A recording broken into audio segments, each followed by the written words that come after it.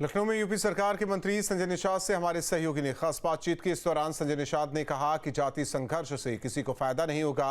वहीं दत्तात्रेय हुसबोले के बयान पर भी संजय निषाद ने समर्थन किया है। हमारे साथ संजय निषाद जी हैं, उत्तर प्रदेश सरकार में मंत्री हैं। नई बहस छिड़ गई उत्तर प्रदेश में कि कथा कौन कराएगा। जिस तरह से बवाल इटावा में हो रहा है, यादव समाज कह रहा है कि ब्राह्मणों की कथा हमारे यहाँ नहीं होगी, ब्राह्मण कह रहा है कि यादवों ने जो है कथा सुनाई हमारे यहाँ। विवाद किस तरफ दिख रहा है? ये देखो, अंग्रेजों जैसे फूट डालो राज करो, ये चल रहा है।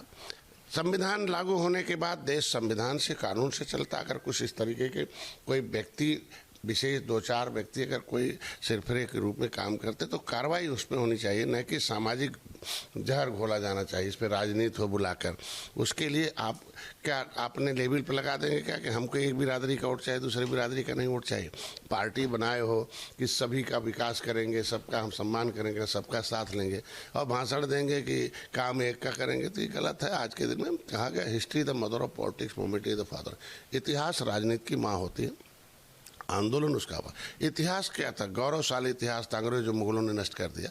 उस संस्कृति को कोई भी बाहर करे, उसको अधिकार है। हम कहते हैं ऐसा कहीं नहीं लिखा है कि आज के दिन में अगर कहते हैं कि नहीं, कथा केवल पंडित जी सुनाएंगे, यादव जी सुनेंगे, तो यादव नहीं सुनाएंगे।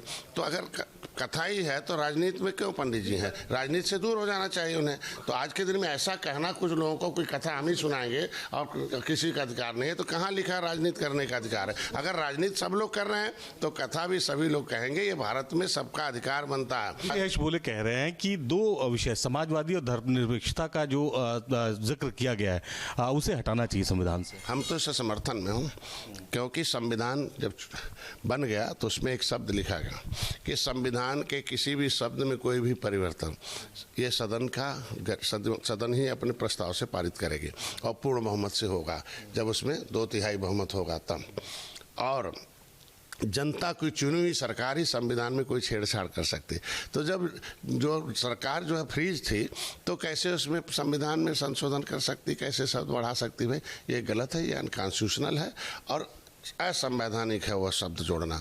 और निश्चित रूप से अगर उसे जोड़ा जाए तो बहस होना चाहिए कि रहेगा कि नहीं रहेगा।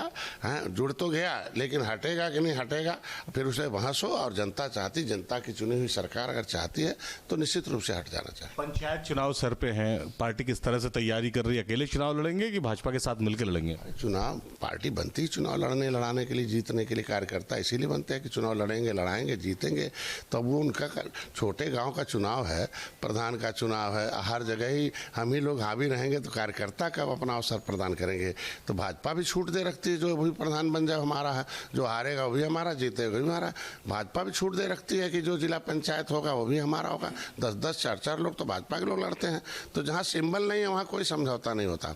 संजय निषाद जी थे, इनका ये कहना है कि जिस तरह के माहौल उत्तर प्रदेश में बन रहे हैं, इससे सभी राजनीतिक दलों का नुकसान है, चाहे वो समाजवादी पार्टी हो, चाहे भारतीय जनता पार्टी, और इस तरह के मुद्दों को तूल नहीं देना चाहिए। लखनऊ से वीडियो दीपक राणा के साथ निखिल शर्मा, न्यूज स्टेट उत्तर प्रदेश।